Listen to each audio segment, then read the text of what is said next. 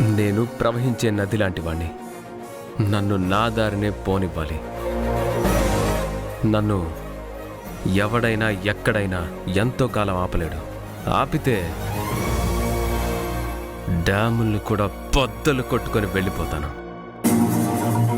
ఆత్మవిశ్వాసం ఉన్నవాడు ఎడారిలో ఇసుకని కూడా అమ్ముకొని బ్రతకగలడు.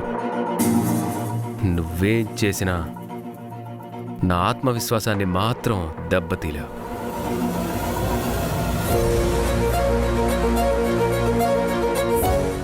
నువ్వు నన్నేదో చేద్దామని ఇలా అవసరం లేని ఖర్చులు పెట్టి బిజినెస్ దెబ్బతీకు.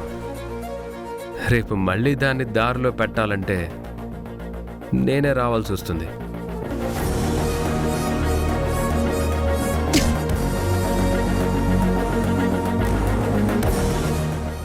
రంగుల రాట్నం అలా మొదలైంది. సోమవారం నుంచి శనివారం వరకు మధ్యాహ్నం 1 గంటకు మీ ఈటీవీలో.